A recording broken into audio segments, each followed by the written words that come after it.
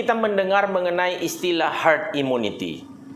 Apakah itu dan bagaimana kita mencoba mengadopsi istilah itu untuk bisa menjadi upaya kita melawan COVID-19? Saya akan terangkan melalui video berikut ini. Gambar ini menunjukkan kepada kita mengenai kondisi di mana ada sebuah populasi yang sama sekali tidak punya imunitas. Lalu ini ada dua yang merah, itu menunjukkan adanya pemicu penyakit dalam komunitas tersebut.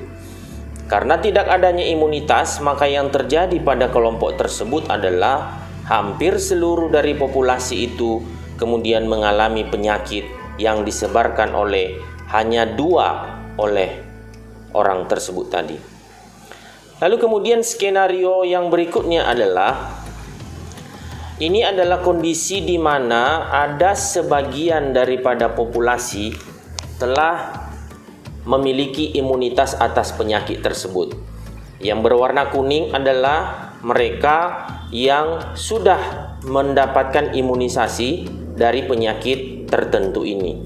Maka ketika ada dua orang kemudian memicu penyakit tersebut, maka yang terjadi adalah ada banyak orang yang terkena penyakit, tetapi ada juga orang yang tidak terkena penyakit oleh karena mereka telah mengalami imunitas. Kondisi ini memperlihatkan bahwa jika terjadi imunisasi, maka ada perlindungan yang dilakukan oleh orang-orang yang sebelumnya telah mendapatkan vaksinasi atau imunisasi. Lalu pada kondisi yang ketiga adalah ini adalah kondisi yang sesungguhnya adalah yang paling ideal, yaitu sebagian besar daripada populasi itu telah mendapatkan imunitas karena telah mendapatkan vaksinasi. Yang berwarna kuning adalah mereka yang telah mendapatkan imunitas, sementara yang biru adalah mereka yang dengan alasan tertentu itu tidak mendapatkan imunitas. Apa yang terjadi pada mereka adalah bahwa setelah terjadi penyebaran penyakit, maka yang terdampak hanya tinggal sedikit. Mengapa? Karena mereka yang telah mendapatkan imunitas, yaitu yang kuning ini, itu kemudian mampu memberikan perlindungan kepada mereka yang sebelumnya tidak mendapatkan penyakit tersebut.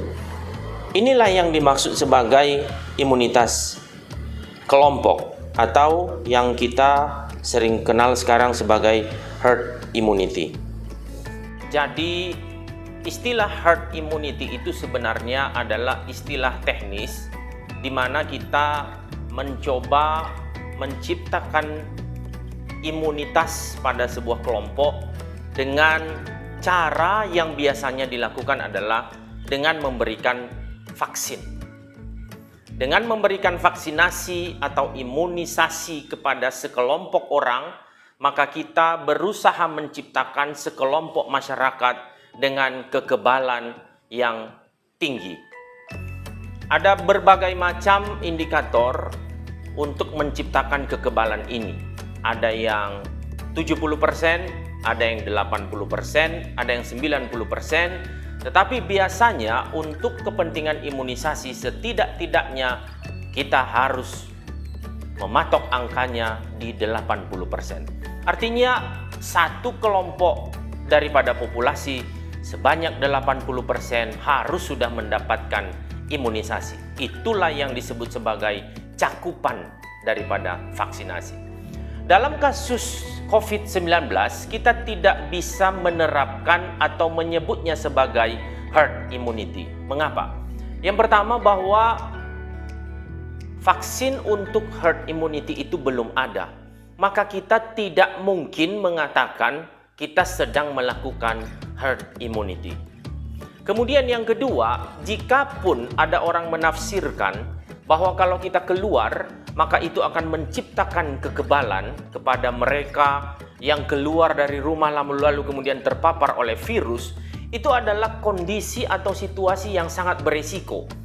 Kita tahu bahwa andaikan pun ada kekebalan alamiah, ini andaikan, yang tercipta karena seseorang itu terpapar oleh virus, maka belum ada bukti bahwa kekebalan itu bersifat permanen.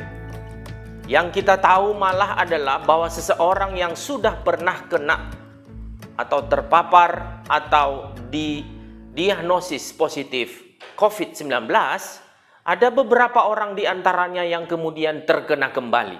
Itu artinya bahwa tidak mungkin kita menerapkan herd immunity untuk menciptakan kekebalan kepada manusia.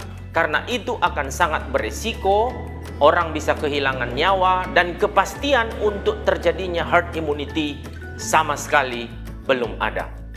Oleh karena itu, maka kita tidak perlu mendengung-dengungkan istilah bahwa pemerintah akan menerapkan herd immunity. Itu adalah sebuah konsep berpikir yang sama sekali salah. Daripada kita berpikir bagaimana kita menerapkan herd immunity, saya mencoba mengusulkan satu istilah baru, yaitu social herd immunity. Apa maksud daripada konsep ini? Maksud daripada konsep ini mirip dengan social distancing atau physical distancing.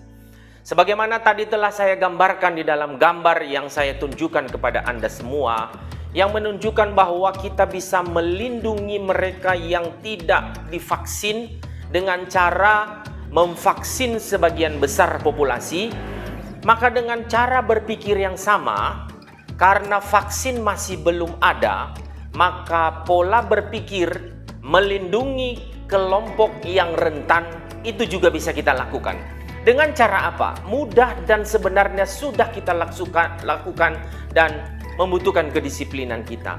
Kita menjaga jarak sehingga kontak antar kita itu tidak ada. Itulah yang disebut sebagai social herd immunity. Kita jaga jarak, dan jika jarak itu kita tidak bisa jaga, maka tidak ada jalan lain selain daripada kita menggunakan masker. Itulah yang disebut sebagai social herd immunity. Artinya, kita masing-masing orang berinteraksi secara sosial, pada saat yang sama kita sebenarnya berkontribusi untuk menciptakan kekebalan kelompok, meskipun dengan cara vaksin, tapi dengan menggunakan kondisi sosial di mana kita berada. Oleh karena itu, teman-teman semuanya, marilah kita mencoba terus menerapkan social distancing dan physical distancing ini. Untuk sementara, itulah cara untuk kita supaya kita bisa keluar dari persoalan ini, selamat dari persoalan ini, sambil menjalani penantian untuk menunggu adanya vaksin.